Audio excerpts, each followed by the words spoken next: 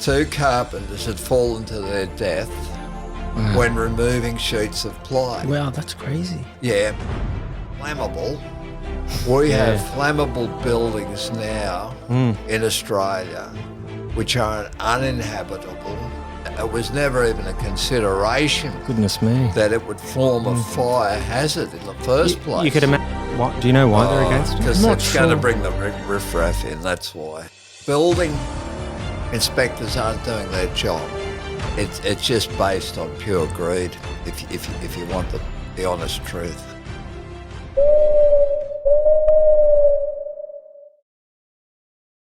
This is your Late Night Fix. Hey guys, and welcome to the Late Night Fix. I'm Muzzy K with my co-host Hazza. How are we, man? Hi, Muzzy K. How you going? Good. This is episode 4, man. Episode 4, here we are. So we hope you loved our last episode on side hustle. Tonight, we're talking about something a little different. We're joined by Dave, and we're going to be talking about Sydney. Hey, Dave. Hey, Dave. How you going? How you going, fellas? Yeah, Good. Going very well. So, Dave, you've grown up in Sydney all your life. When did you first move to Sydney?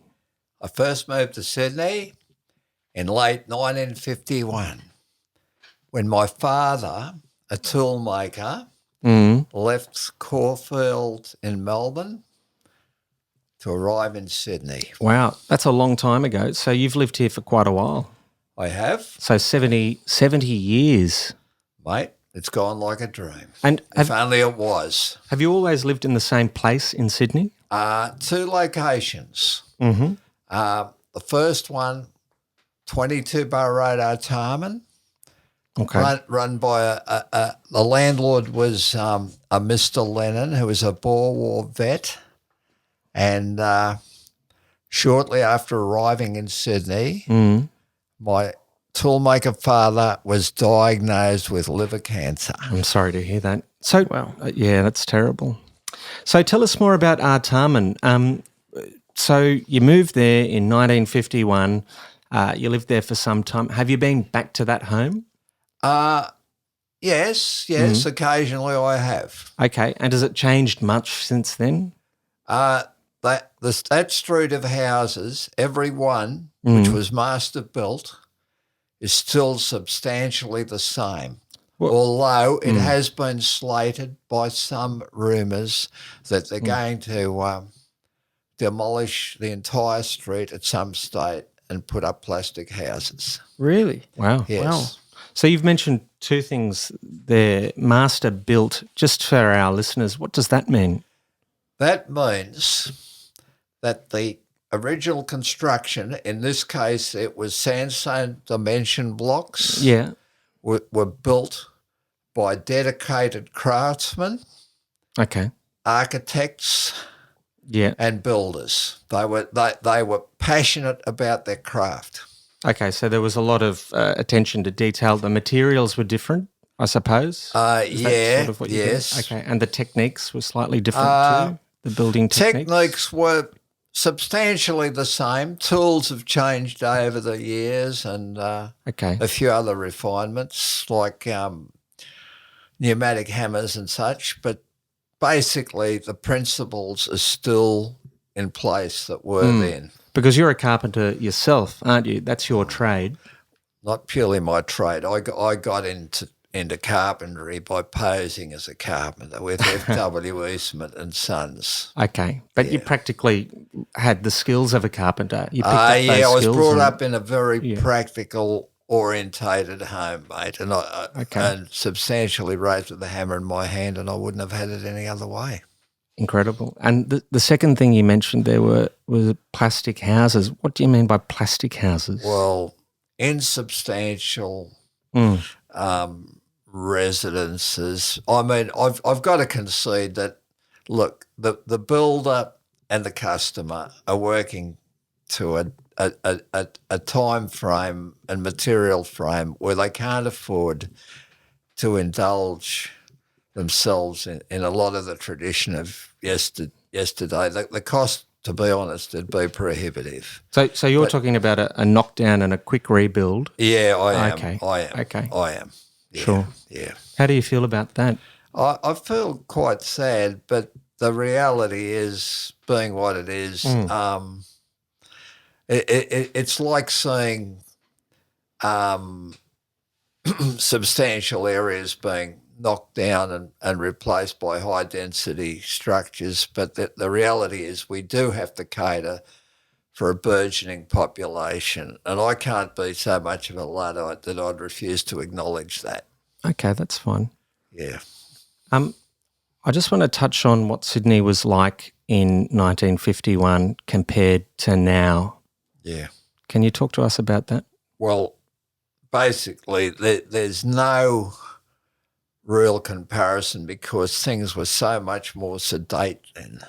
It was a much more relaxed, less intense tempo of religion. I mean, we tend to idealise the past and say the good old days. They weren't always so good because if the medical advancements that we've since achieved had been available to Dad, he wouldn't have died at the early age of 42, leaving me as a 10-year-old, very insecure boy without a father and two brothers and a mother who had to go out and work as a nurse. Tough times back then, Very, absolutely. Very. Talk to us about the shape of Sydney there. So Sydney right now, Musike, perhaps you can talk to us about this too, Sydney now is quite multicultural. You have different areas of Sydney that sort of harbour different ethnic groups. You have Turkish groups in Auburn, for instance, and in Eastwood and Chatswood, Chinese, Korean. In Leichhardt, there's an Italian population. Over down south, you've got Greeks and Egyptians and, Serbians, Croatians, that sort of thing. And did you have that back in 1951? We did not. We were substantially Anglo-Saxon. But I'm not decrying the positive influence that those groups, Italians and Chinese, with a very marked work ethic, of course, have contributed to this country. Absolutely.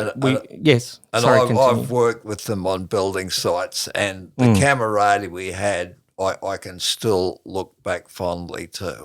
Absolutely. So, but back in the 50s and the 60s, it was homogenous, almost completely Anglo-Saxon. It was. Yeah? It was. No migrants at all? Well, we called them New Australians, but the post-war exodus, if you can call it that, from Europe to other parts of the world was becoming quite marked. Okay. Yeah, a lot of the 10-pound POMs were arriving, but it hadn't had the massive impact that it's since had. Okay. It's a lot more Asians have come to our shores since that time. Okay. But again, I stress that it was a far more relaxed time. I mean, I can remember my dad, he was working for Bishop Engineering at the time as a toolmaker, and he'd be driving up Burra Road in the 35 Buick he had, his pride and joy, his big black beautiful Buick, and he'd see Mum with the Jeep he'd made for her, and he'd just pull up and take her to the house in Burra Road, and it was quite... The overall tempo was a lot less frantic. So not a rat race as it might be now. And we had individual grocers. There was no such thing as a supermarket. Wow, imagine that. Yeah. Okay. Yeah. No Woolies or Coles down the road. Yeah, we'd have Mr. Rogers, who was a local grocer. Right. Yeah. Moore and Cato, which was slightly larger. Okay. But that was another grocer, and also the traditional milk bar with its stalls on one side.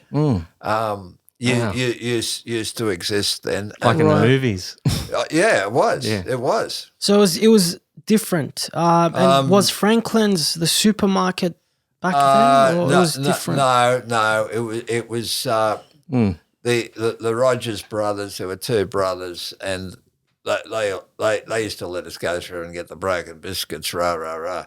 But I think that became a bit tiring on them after a while. But it was like a family. It was like something that illustrator in that American magazine. I can't recall the name. Megs or something, Mad Magazine? No. He was a well-known illustrator, and his name escapes me, but he used to do scenes like this, 1950s style scenes. We might have to look that up for you and see if we can. Yeah. So how about Neighbours? How did Neighbours get along? It was a quite close-knit community. There's a lot more interaction. Where people would swap ice cream recipes and go to tennis clubs together and I think it was a lot more intimate. It seems like you've got very fond memories of your childhood in the 50s and 60s in Sydney. I wouldn't say that entirely. Okay, but what you're describing though, like the streets and the camaraderie, community. I'm talking about camaraderie between workers. Oh, I see. Okay.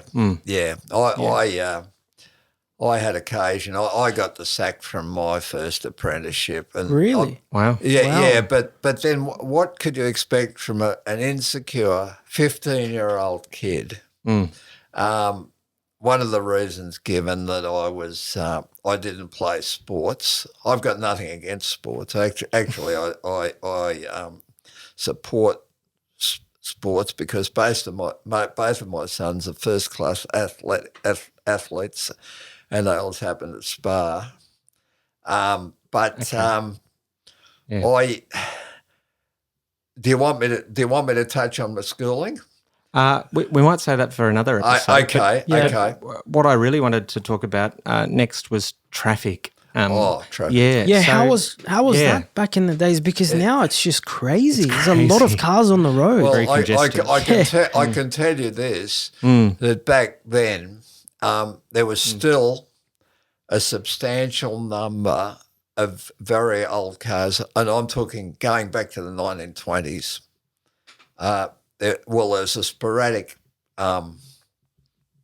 existence of such cars, and when those chaps were largely, it was very, I would say, rare to see a woman driver. But those blokes, when they got behind the wheel of a car, they looked like drivers because they were drivers. I guess you'd have they to had to be real drivers because they were coping with antiquated mechanical brakes. No power steering. Wow, it would have been hard. Strong arms. Yeah, straight cut gears. Yeah. And even in some cases,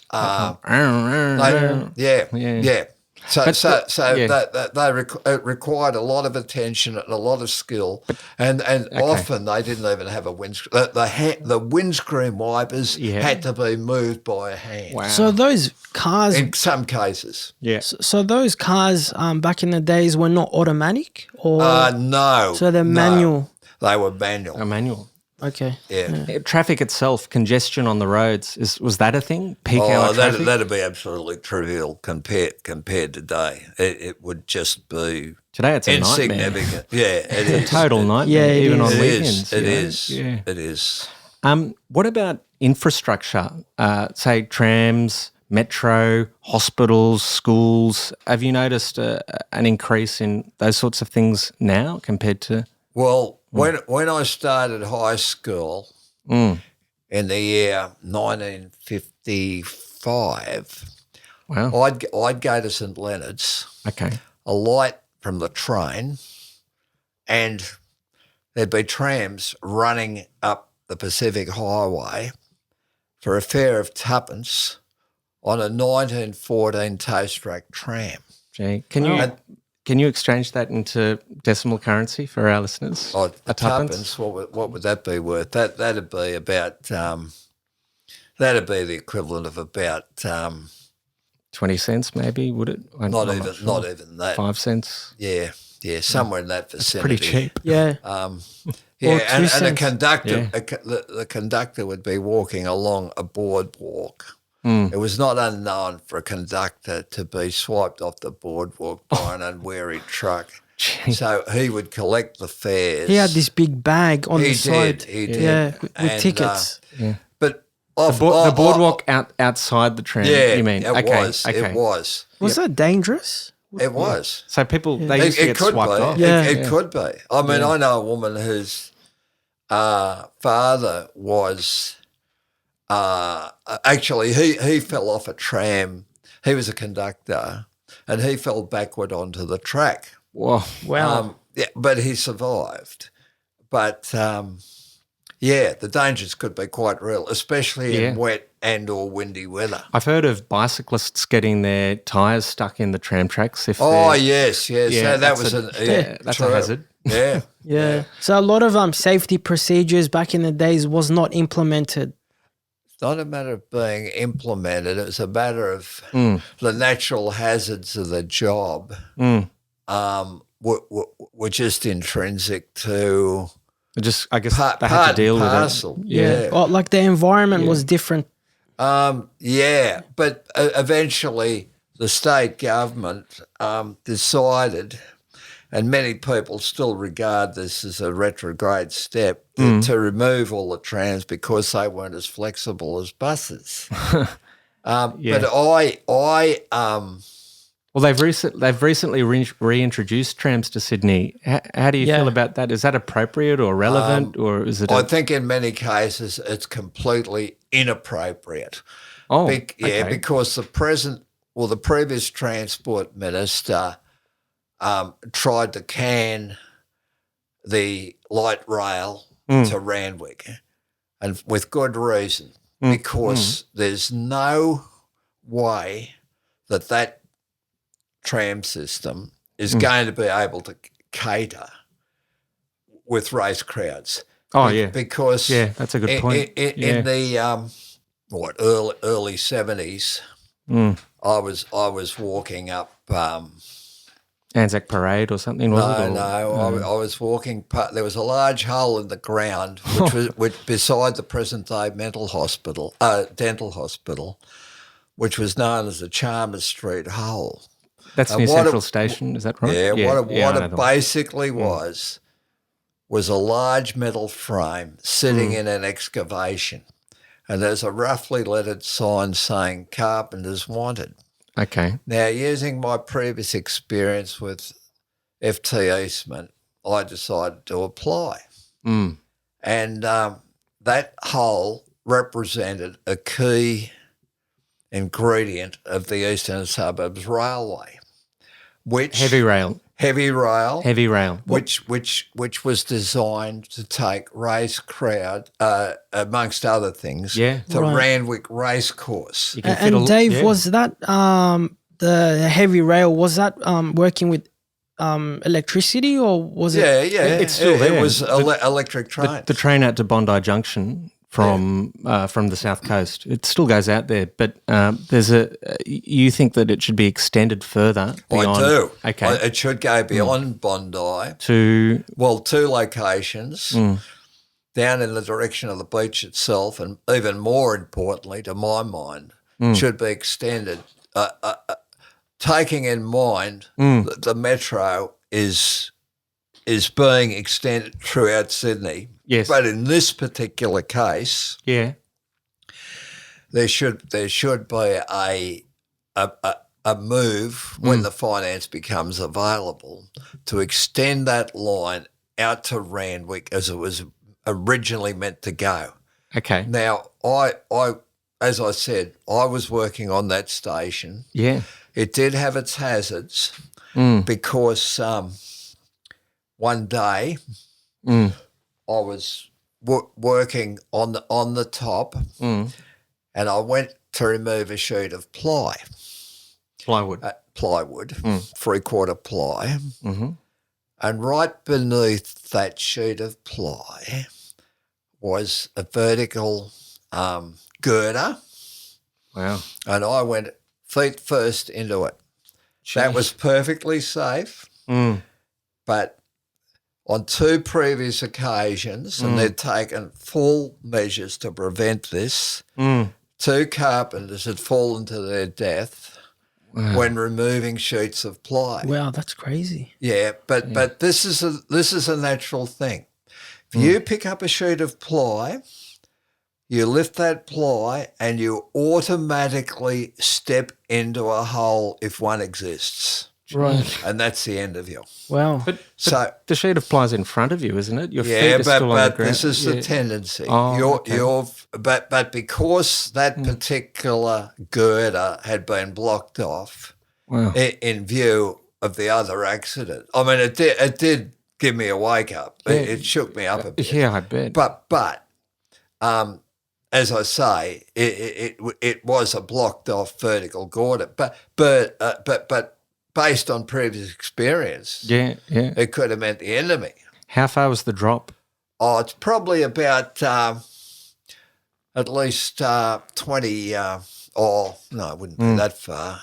Well, a good 10 to 14, 15 metres. This is a really good point, actually, because these days we think that work health and safety, there's so much red tape, isn't there? And there are so many checks. There is, yeah. And often people become quite frustrated. But now, given what we know about the past and people dying on work sites, we can see the importance of these checks. And it wasn't. I mean, I've cited one incident, but there were people in the tunnels, tunnel carpenters from the Snowy who died on the job. Wow. We had I don't want to be too dramatic, but these are the facts. Okay. I mean, they're trying to enforce safekeeping to their utmost, but we had a massive piece of formwork running on the rails called the Jumbo, and we were tunnelling through sandstone, although I wasn't engaged in tunnel work at that stage. I was more into formwork on the station itself. But you could, I mean, let's put it this way, the job wasn't without its hazards. Do you feel like your employers paid enough attention to work health and they safety? did. They did? They were meticulous, but things can still happen. Even after all these precautions have been taken? Well, there's unknown factors that enter into every equation. And sometimes it's people being human can make mistakes. We might call them elementary or otherwise. Were you working for a private contractor back then? No, I was working for the government. Okay. I was working for the government. Fair enough. Dave, I wanted to go back as you were talking about the trains. I'm sure you know Bradfield's vision, how he wanted to extend the train lines out to the northern beaches. Yes. And it hasn't happened, since till now. And I think, they should, install metro up all the way to the northern beaches, all the way to Palm Beach. But I don't know why. I don't know if they're planning to do it or I don't know. I've got some thoughts on that because I regard Dr. Bradfield as a very great man and a great visionary, and he did intend to do that. And the present day, what they known as a stub tunnel, is still in existence. The only thing that stopped that happened was the Japanese decided to start a war. Yeah, something to do with the war. But there was going to be a heavy gauge rail system at least up in the direction of Military Road. Okay. And that In Mossman. And over. I think it must have been a tunnel would have been too deep. The gradients would have been too much. They would have had to put a bridge across Middle Harbour. But it could have been achieved, and like Matthew said, it would have been a great thing if that could, and it would have undoubtedly occurred, except for the war. Yeah. Yeah. I mean, they still can do it now. I mean, they can do the metro up to Palm Beach and, DY and Newport. I think they might have some thoughts about that. But you've got people that are wealthy living up in the northern beaches. I think they're against it. Yeah, which I've been hearing about. Do you know why they're against it? Because it's going to bring the riffraff in, that's why. Riffraff? Oh, what that they might regard it. But Yeah. mate, you've got to remember that you've got to cater for the majority, and the reality is that is an under-resourced area as far as public transport. A road will always be inadequate Yeah. to cater for the traffic. Yeah, like with Northern Beaches, it's just insufficient public transport. You've only got buses going up and down, and you've got taxis and rideshare. and the locals want to keep it that way. Is that sort of I'm not what you're getting sure, at? but it would be nice to have metro going up there. Yeah, the reality is that a good point. this area isn't a bastion for the rich. You've just got to consider the overall and all the overall impact for the majority, but they can maintain security to a much greater and more efficient degree than ever with modern surveillance methods. So that's my answer to that question. No, point well made. Can I take you back to heritage? So there is this notion that we should preserve our heritage, but there's also the reality that our population is burgeoning. So I'll give you some figures. In 1930, which is 2 decades before you moved to Sydney, granted, but in 1930, Sydney's population was 1.2 million. Melbourne's was just under 1 million. Now in 2021, Melbourne's at 5.3 million and Sydney's at 5.1. Wow. Yeah. So inevitably, you need more roads, more hospitals, more schools, Infrastructure. more public transport, and more housing. But at the same time, there's this notion that we should preserve our heritage. So we've got very old neighbourhoods. Some neighbourhoods characterised by a particular type of building, Federation homes, or down in the rocks, you've got those townhouses that have been there since the 19th century. What's your view? My view is, if I don't want to be a total Luddite because I've realised that a lot of this stuff is inevitable. But if they're going to demolish the Artarmon I knew, I would prefer not to see it happen, or even see the aftermath. It would be too saddening for you? Too traumatic. I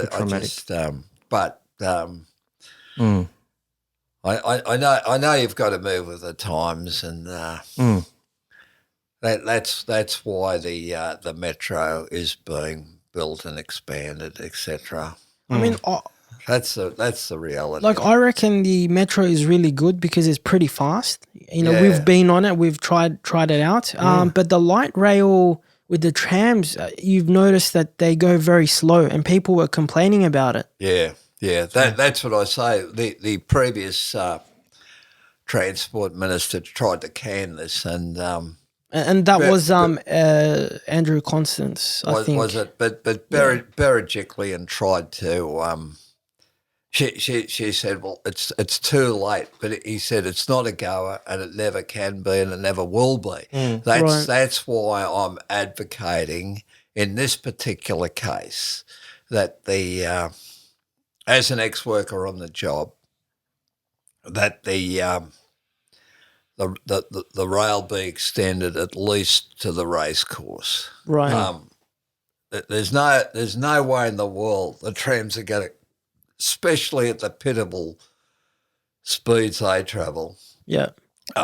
It's just not a go, mate. Full stop. And look, there was rumours as well. I think I told you before 2 weeks ago that they were talking about privatising Sydney trains. How do you feel about Sydney trains being privatised? As an ex-railway worker, I don't. The motivation. Railways. They'll never pay in the sense that they'll turn out a profit. But the point is they exist as a public service, and there's no possible way that we can exist efficiently and every other way without the railways. I couldn't endorse privatisation of the railways, mate. It's just There's a lot of history behind the railways in New South Wales. yeah, there is. They've got a very proud history, actually. And even the buses too. There is too they've with been the buses. privatised. Just the north is gone. Yeah. Just end of I think September. Are you talking about Brooklyn Depot? No, like the northern beaches, so Brookvale, Monavale, and North Sydney Depot. Okay.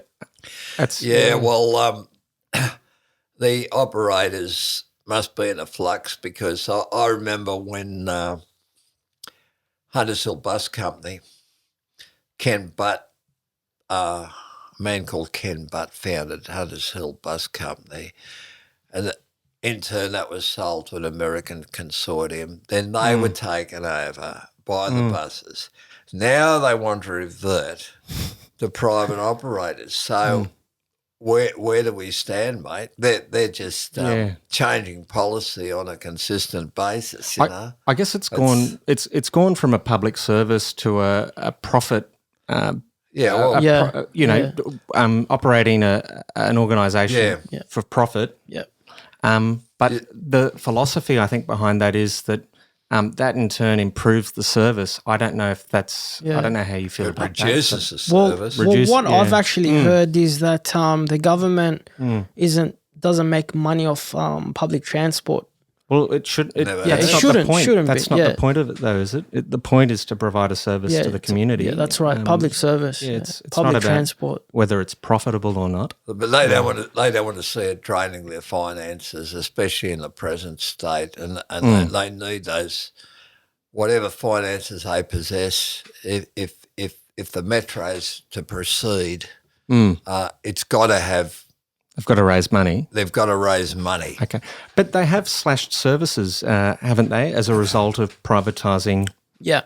Yeah. So, there's already a consequence and a reduction. That's right. In the service to the public if they're slashing services. Yeah, and they've just announced for the eastern suburbs that I think about 25 routes are being cut or slashed. Yeah. Well, there you go again. Yeah, and they're implementing new routes or something, and that's another endorsement for the completion of the railway. Yeah, because they want to put everyone on the light rail going into the city. There's no substitute for heavy, or I'm ruling out trams in this case, but heavy rail or metro underground, where it doesn't there's nothing that can compete with it, including motor traffic and pedestrians. That's subject to interference from competing motorists on streets that weren't designed for the 21st century in the first place. I'll just put something to you because earlier we spoke about heritage and the new developments that are coming through. So a lot of these developments are being rushed through. So populations growing quite rapidly, quite quickly. Immigration, not so much by the birth rate. I think the birth rate's increasing, but it's more from immigration now. So more than a quarter of new Sydney apartment blocks have defects. And there was an apartment block in Olympic Park that started leaning over. I think, was it called the Opal Tower? Is it Opal? I can't quite remember. Possibly. Yeah. But, that's not ideal. You spoke about plastic houses before as opposed to master-built structures. The same applies to what you've just alluded to, because either the building inspectors aren't doing their job, or as has been observed overseas, steel or other vital structural elements is being removed illegally to cut costs.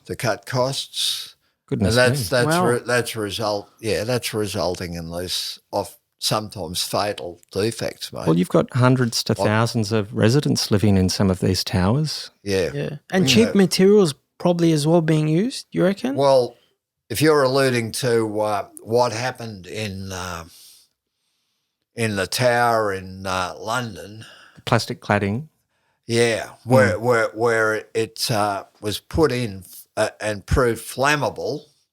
We have flammable buildings now in Australia which are uninhabitable because of the insurance issues. And what the owners are going to do, to me, appears to Well, they be might have nothing to but declare bankruptcy. Yeah. Yeah, you read my mind. It's quite tragic, but they can't cover the cost of removal of the substances, which is still flammable and still remain competitive. That's an indictment on the building industry. Not that I have any expertise on that, but Well, the architect may be. I can only speculate. He couldn't. is this in London? Well, anywhere you care to nominate. He's trying to keep costs down, and they're using materials which may be inferior, but it was never even a consideration. Goodness me. That it would form a fire hazard in the first place. You could imagine as a client, you would be quite frustrated, but then as a builder, but then as a builder or a developer, you would also be sort of somewhat keen to keep your client happy and reduce the costs as much as possible. But a place has to be inhabitable. But you didn't know in the long term, in the light of what was the name of that building in London? They were public housing towers from memory. Yeah. Knightsbridge I can't quite or something. remember. I don't know. Whatever. Yeah, that was a terrible, terrible incident. Do you think we've got to get back to master building? Those standards? Yeah, but then people might say, well, we don't have the economic luxury of sandstone towers and double brick. It's a lot of labour, isn't it? Yeah. People want a house in a few months. They don't want to wait a couple of years. They don't want to wait 2 years for. It depends how long you visualise staying on planet Earth for, mate. You're only here for that's true. For a short. You know not the day nor the hour of your passing. Not the day nor the hour. Yeah, that's going a bit deep.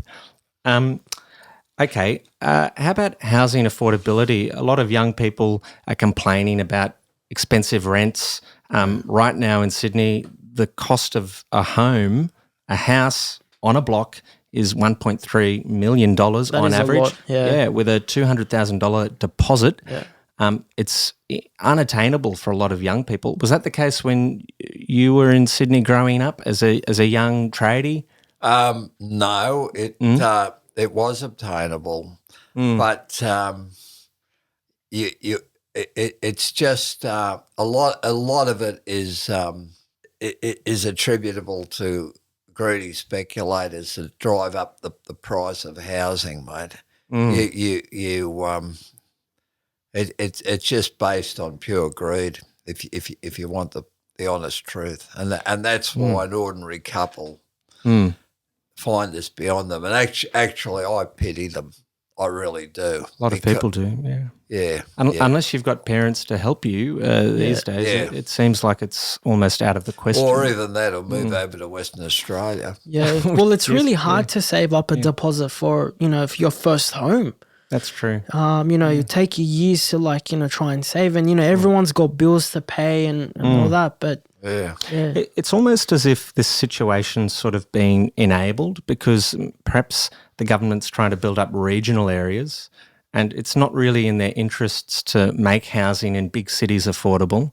And by keeping the prices up, maybe they're creating a situation, this is pure speculation on my part, but maybe they're creating a situation that forces young people out into the regions. What do you think about that? That's a theory. It's interesting because people have speculated that cities like Bathurst, Orange, Parks, etc., could be served by a massive tunnel system under the Blue Mountains, which would make those places much. Yeah, it's not beyond. No. I think I've heard about that. You mentioned this, the thing with Elon Musk, the Hyperloop. Hyperloop. Yeah. That could make those places much more accessible. Yeah. And faster to get there too. Yeah. There'd no longer be the idyllic country towns that we knew. Yeah. But again, you've got to look at the realities of the situation. Yeah.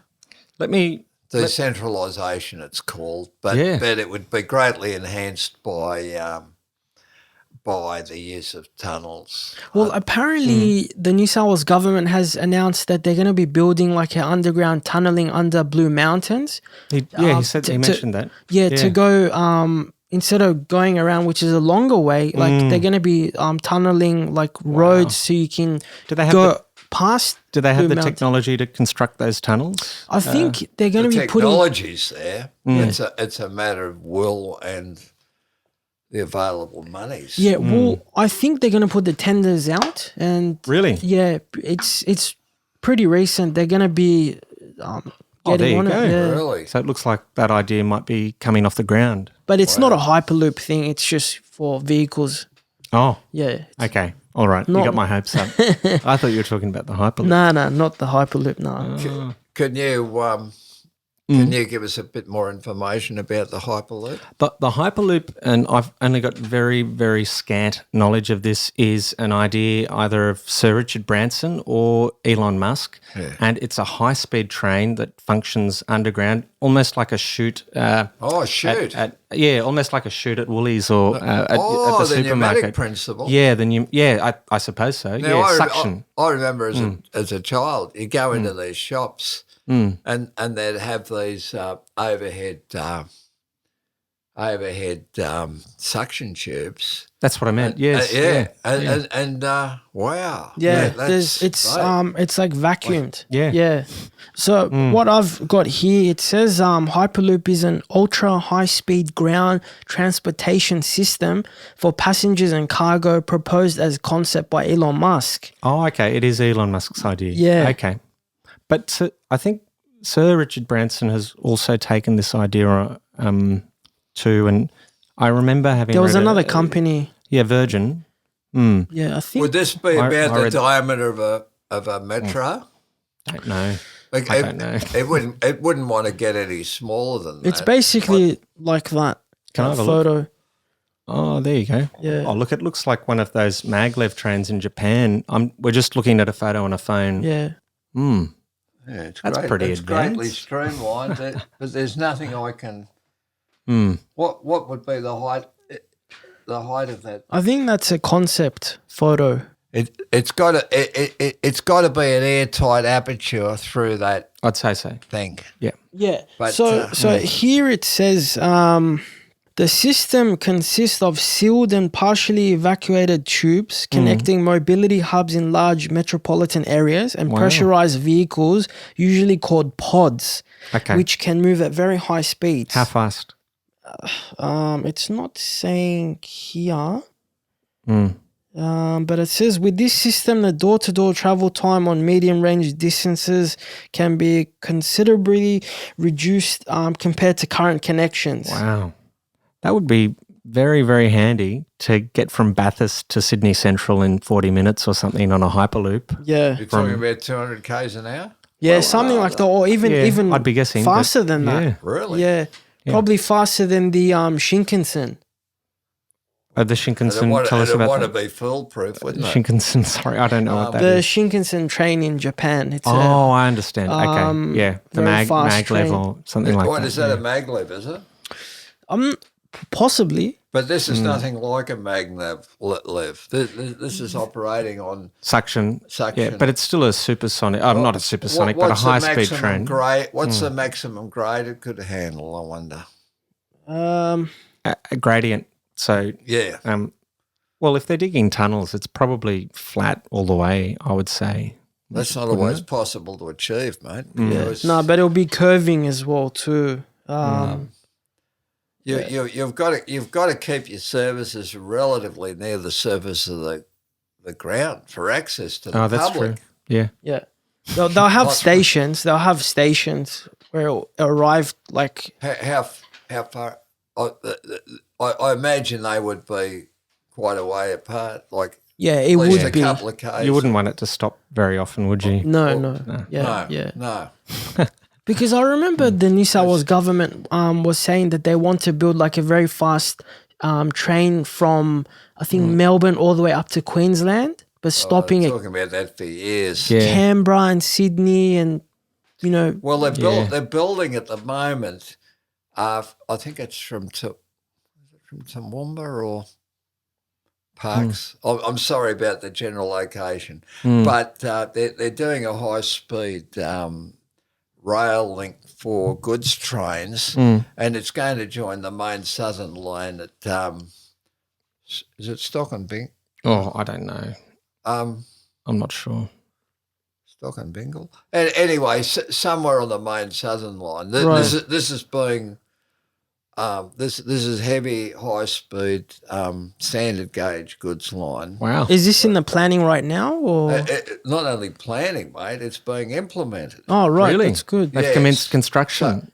So it's basically a shortcut above the existing rail links, which is going to facilitate movement of goods. I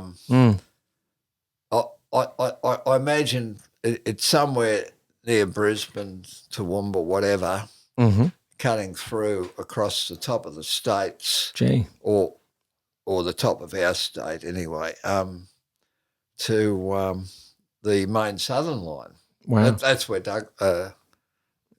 It's interesting that you mentioned Queensland now, because earlier you spoke about Bradfield, who was a visionary, an Australian visionary and a prominent engineer who came up with many plans, some of which were implemented, some of which were not. One of his big plans was to divert floodwaters from far north Queensland to arid black soil plains and to irrigate those plains to create a breadbasket or huge areas of farmland in southwestern Queensland, as far as I know. Now, they're speaking now about implementing that idea, given Australia's growing population and also growing food insecurity.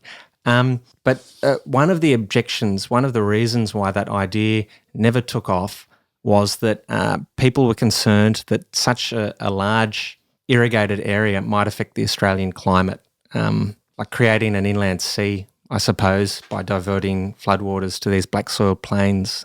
From a layman's point of view, I can't see the case for that, that it would adversely affect the climate, because they've talked about using nuclear power to blast a passage to the sea for Blake Air. This goes back quite a way. For Lake Air to become permanently underwater, and that would have had a beneficial effect on that part of Australia. So how they could run this idea down, I don't think it stands up to rational investigation.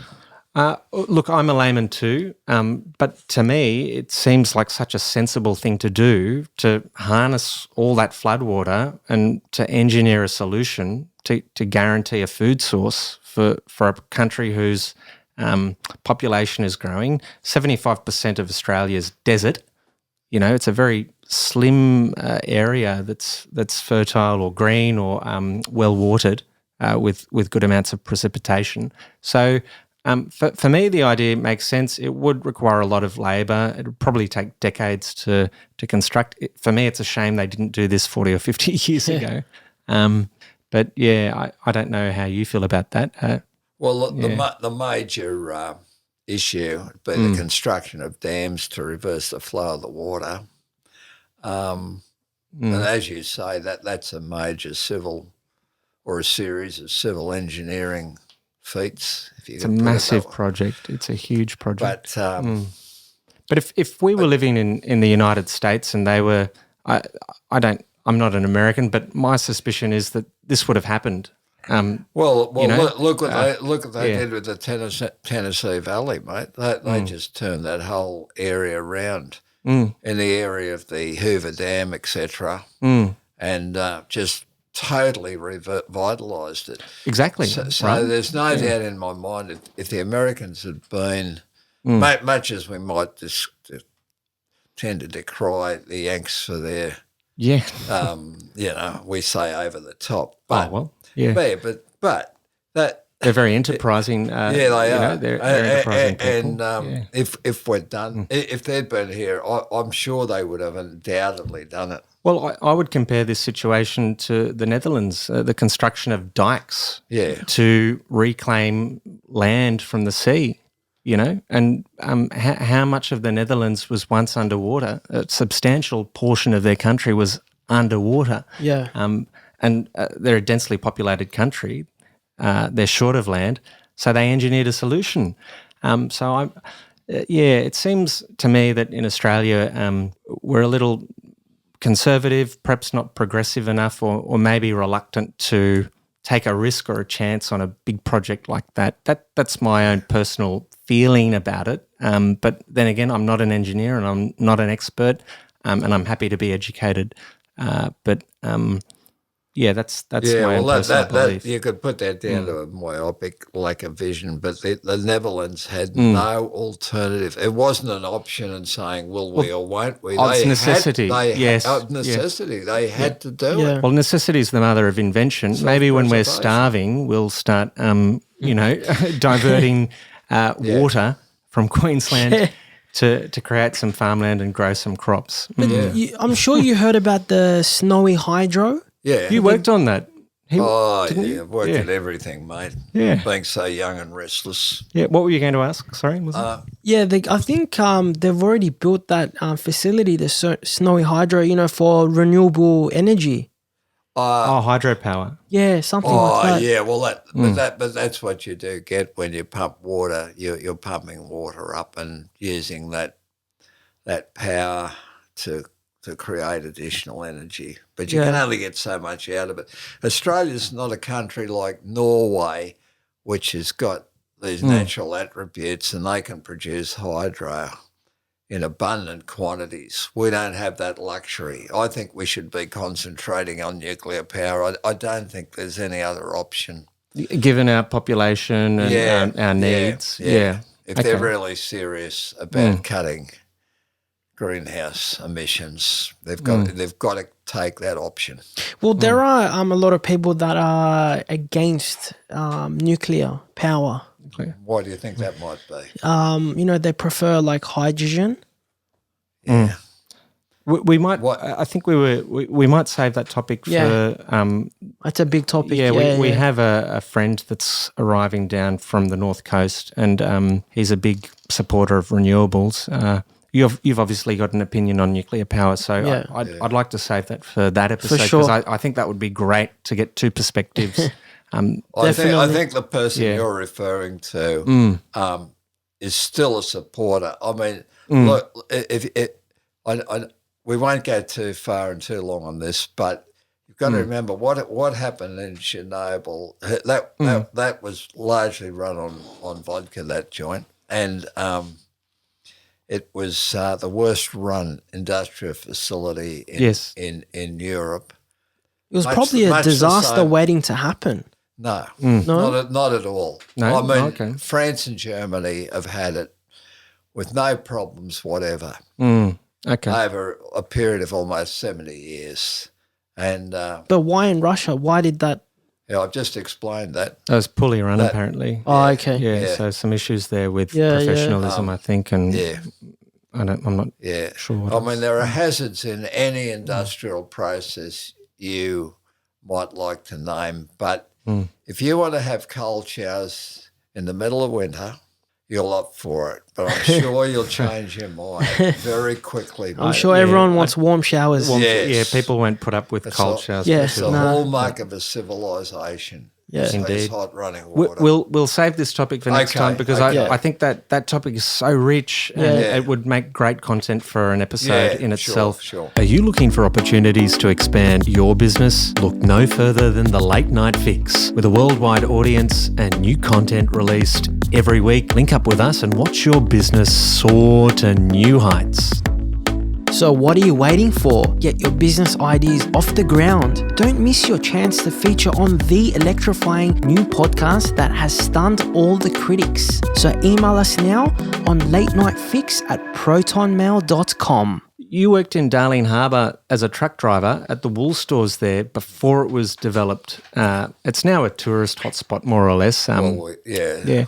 Talk to us about what Darling Harbour was like before they developed it. Well, Darling Harbour was was surrounded by wool stores, and wool used to be consigned to from all over New South Wales, and then redistributed to those wool stores, and either shipped overseas or processed within this country. And I worked on trucks with a wool hook when I was a kid at 21. Wow. And yes, some experiences, mate. I don't know if you want me to go into any. Why not? Go for it. Well, okay. Mum gave me a watch for my 21st birthday. And I came into Green's wool store and I lost it in a load of Lucy's. That's loose sheepskins, and I never retrieved it. But Green's wool store, the which is still at Glebe, the owner, he was a bit of a Rolls Royce fanatic, and he had these Silver Ghost chassis and engine parts, etc., spread in the most unexpected places throughout the store, and it was a treasure trove of if you're into vintage cars. It was quite a treasure trove, and I took a load of Lucy's into a store. I've got to remember, was this William Horton? I don't know. The store's still there, just above what was known as West Shed. Darling Harbour was divided into sheds, north, south, east, west, not east, but sheds. And this was a continuing loading dock, which was on a continual curve. And this chap, I reversed in there the first time. I had trouble. The second time I ironed it out. And this one of the labourers came up to me and he said, "You're the best driver to ever take to reverse a truck into this wool store." Wow. Because you had no vision. You didn't have a reversing camera. You're a bit like Tim Hay. I've seen him reverse loads in which he had no reference points. Okay. And he had to rely on instinct. And I've seen him take loads with literally 20 mils on either side. That's all he had to play with. Goodness. Yeah. You really enjoyed that job as a truck driver. You spoke about it was some of the characters. Yeah. And some of the people are just indelibly printed in my mind. I just enjoyed so much of their company. And there was a toff you mentioned that used to go down to the beach quite a bit in his brags or something. Oh yeah, he was Kerry Anthony. He was a real toff, and he might take some wool bales out to somewhere, and then he'd go down to Bondi Beach surfing. It's a pretty good job. I never had the balls for it. But yeah, he was, That's quite fine. a character. So Darling Harbour back then was very much a working harbour. It was. It yeah. was, and they had 1877 steamlakers with Robert Stevenson on the side shunting. And I never forgot how impressive they were. They'd be moving these massive loads sight. up the inclines and down them. And the deep-seated chuff was just really something. I'd been in the showers, I'd been listening to those things. I was just stoked. I mean, any mechanically minded man or boy would have been. It sounds like poetry. Yeah, it was. Yeah. It is. It was living poetry in motion. Poetry in motion. Yeah. Absolutely. Did you ever work at Goldsborough? Goldsborough Smith. Hold on, was That's it a Goldsborough heritage Mort? There was Dalgety, New Zealand Loan.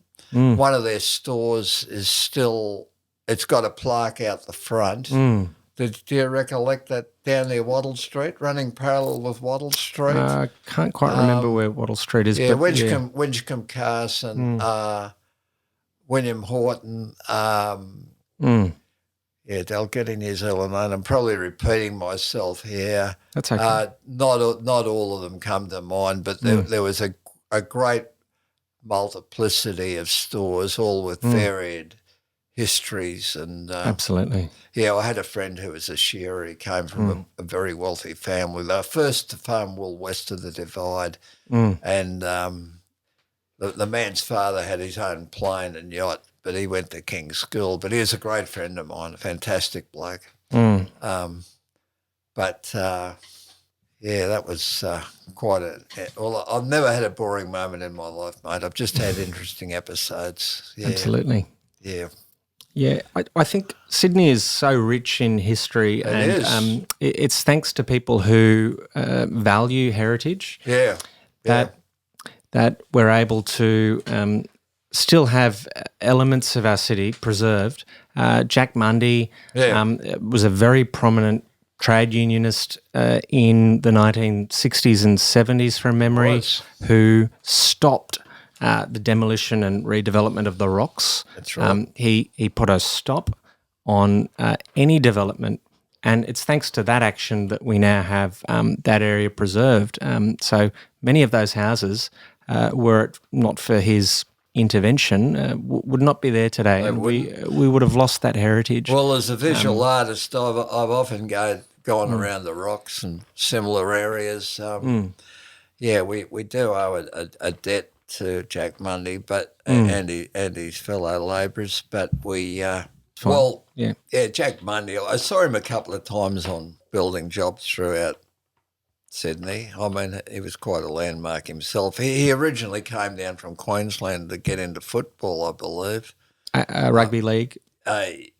Yeah, league. Okay. Yeah. What was he like as a person? Quite affable, actually. He's very canny, quite approachable. You'd have to be a leader like that. Yeah, you would. You would. But after my experience, the first selective school in New South or Australia wasn't very nice. But when I went down to Darling Harbour, mate, I just saw a whole different facet from the working classes, mate. Yeah. I was just really impressed. A lot of honesty and truth in those people. And, no, they were. They were, mate. Genuine people. They were. Wearing your heart on your sleeve. And Yeah. Well, there was some unpleasantness from one overbearing individual, a supervisor, but he was in the back of a refrigeration van, and I gave him a right dressing down, and he just looked at the floor and went as red as a beetroot because he knew I was right. When I said, you're picking on a 21-year-old kid because you think you can get away with it, but I never see you doing this to any of the other workers. But the other workers did have trouble with the same individual. But that's history, I guess. Yeah. Bad apple. Well, I suppose he's doing what he thought to be right. Okay. Lindsay, yeah. Well, look, it seems that physically Sydney has changed in a sense. It has over the years. A lot of things have changed. Yeah. Yep. Yeah. But also as a community, things have changed, not always for the better. Yeah. We've lost that friendship between neighbours. Yeah, we did. We've lost We that have. Yeah. camaraderie We between have. workers. Dave, I wanted to ask you, back in the days, was crime a thing? Was it very high or was it very low? Yeah, it existed. We had our standover men, and it wasn't as desperate as it is today with random shootings and big kids that never grew up just potting off rounds at each other. So it wasn't. Yeah, we had Tilly Devine and these various well-known madams that were quite well known throughout Sydney, and we had the Razor gangs in the 30s. So we did have our problems. But it wasn't, something like now these days. It was way different. Yeah, it wasn't as widespread. Right. Yeah. So there weren't like mafias or gangsters back The then? mafia existed, mate. Oh, okay. It became more prominent when the True Blues got ousted. The mafia, well, you've only got to look at what happened to Donald Mackay, in the Riverina. I haven't heard that story. Oh, well, he was campaigning against marijuana and he got kidnapped. They never found the body. Really? Yeah. I've heard of that MP. And that was attributed to the mafia. I've heard of that MP out in Cabramatta that was knocked off. Oh, yeah. Who was that? John New. Yeah. Yeah, he was also knocked off or assassinated, and that was crime related. I think he was campaigning against crime in his electorate. I'll have to look up his name. Sorry, it escapes me. John, was it New? Anyway, I'm not quite sure on that. Thanks for evoking a few memories for me, mate. Yeah. Look, I never had an academic mind. I can't recall things like some people can, but my experiences going back to my childhood is as real to me now as they are looking at you. Wow. Because I was my grandfather was a sea captain. He'd gone to sea in 1893 on sailing ships. And I must have known that I was in a privileged position with all this Earth's early experience coming, and it was registering even then. It seems like the experiences that really brought you joy, and They did. yeah, They still those are the do. ones that come back to you naturally. Yeah. They're forthcoming. Yeah, I think I was okay. It's been tough. It goes for most of us. But Yes. I think I was in a very privileged position. Very privileged. Yeah, life's includes its good and bad moments, and Well, as Mum said, when my brother got his science degree, and Mum said to me, look, I know you haven't done well at school and you're not academic, but what she said was the Great Hall.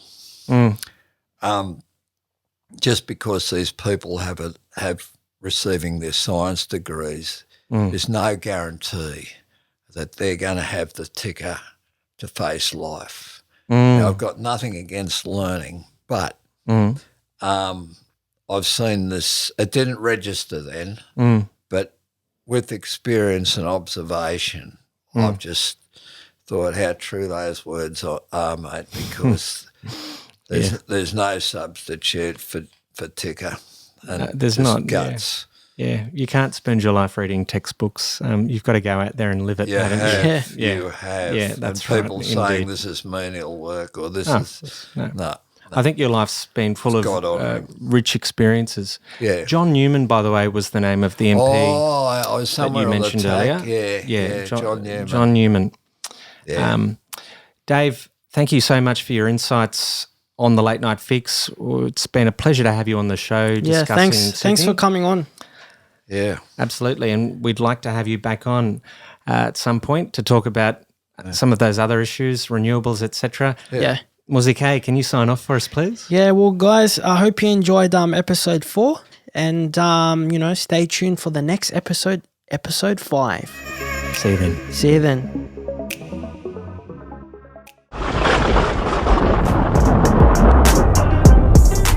Level 6, which is highest security level. Really?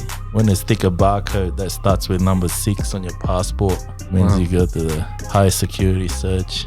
Jeez. They want to see every item you have. Would you recommend doing what you've done to people who've got responsibilities or dependents? Yeah, last time I checked, in a normal job, you don't take home more than let's say $1,500 a week anyway.